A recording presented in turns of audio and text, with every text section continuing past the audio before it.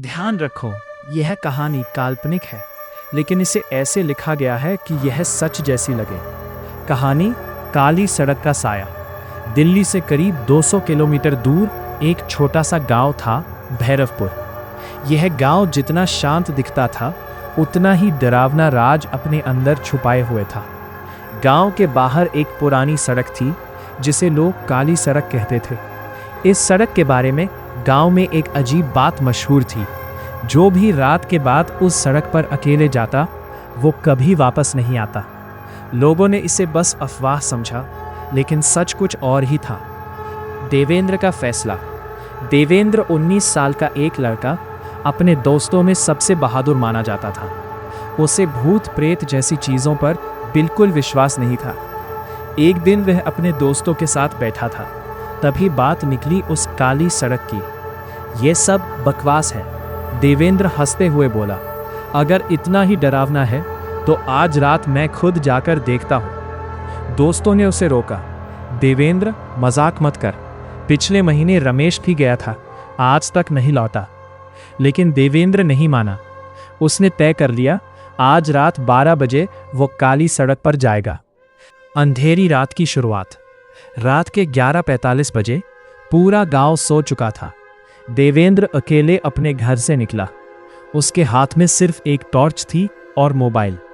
जैसे ही वह गांव से बाहर निकला, अजीब सी ठंडक महसूस होने लगी। हवा बिल्कुल बंद थी, लेकिन पेड़ अपने आप हिल रहे थे। 12 बजे वो काली सड़क के पास पहुंच गया। सड़क पर अजीब सन्नाटा था। ऐसा लग रहा था जैसे वहां कोई आवाज करने की हिम्मत ही नहीं कर सकता। देवेंद्र मुस्कुराया, कुछ नहीं है यहाँ, और वह आगे बढ़ गया। अध्याय 3। पहला अजीब अनुभव। जैसे ही वह सड़क पर कुछ कदम चला, उसकी टॉर्च अपने आप बंद हो गई। ये क्या? बैटरी तो पूरी थी। उसने मोबाइल निकाला, लेकिन मोबाइल में भी नेटवर्क नहीं था और स्क्रीन बार बार ब्लिंक कर रही थी। तभी पीछे से किसी के कदमों की आवाज आई। ठक ठक ठक। देवेंद्र ने तुरंत पीछे मुड़कर देखा, लेकिन वहां कोई नहीं था। उसका दिल थोड़ा तेज धड़कने लगा, लेकिन उसने खुद को संभाला, कोई जानवर होगा। वो औरत।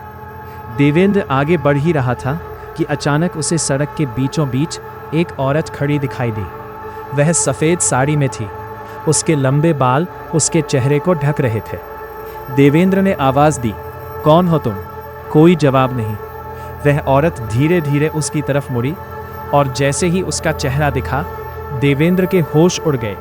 उसका चेहरा पूरी तरह जला हुआ था, आंखें काली और उनमें से खून बह रहा था। वह धीरे धीरे देवेंद्र की तरफ बढ़ने लगी। भागने की कोशिश। देवेंद्र डर गया। वह तुरंत पीछे मुड़कर भागा, लेकिन जितना वह भागता, सड़क उतनी ही लंबी होती जा रही थी। वह गांव तक पहुंच ही नहीं पा रहा था। वही औरत उसके सामने फिर खड़ी थी, इस बार और करीब, और उसके होंठ हिल रहे थे। तुम भी यही रहोगे। सच्चाई का खुलासा। अचानक देवेंद्र के सामने एक पुराना दृश्य उभरने लगा, जैसे कोई फिल्म चल रही हो। उसने देखा, सालों पहले इसी सड़क पर एक बस का एक्सीडेंट हुआ था।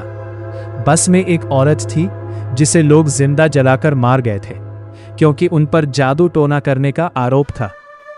मरते वक्त उसने कहा था, जो भी इस रास्ते से गुजरेगा वो कभी वापस नहीं जाएगा। आखिरी पल। देवेंद्र की सांसें तेज हो गई। वह चिल्लाया, मुझे जाने दो, मैंने कुछ नहीं किया। लेकिन वो औरत अब बिल्कुल उसके सामने थी। उसने अपना हाथ बढ़ाया, और जैसे ही उसने देवेंद्र को छुआ, सब कुछ अंधेरा हो गया। अगली सुबह गांव वालों को सड़क के पास देवेंद्र का मोबाइल मिला।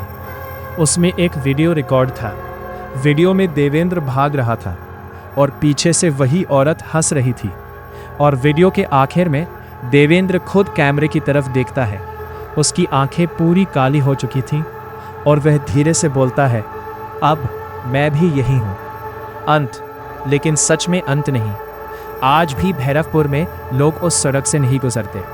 कहते हैं, रात के 12 बजे अगर कोई उस सड़क पर जाए तो उसे एक लड़का दिखाई देता है, जिसकी आंखें काली होती हैं, और वो पूछता है, क्या तुम मेरे साथ चलोगे? इस कहानी का पार्ट 2 भी चाहिए तो कमेंट करके बताएं, बहुत जल्द लेकर आऊँगा। चैनल को सब्सक्राइब कर लें, बहुत जल्द आप तक वीडियो पहुँचेगी। तब तक के लिए अलविदा।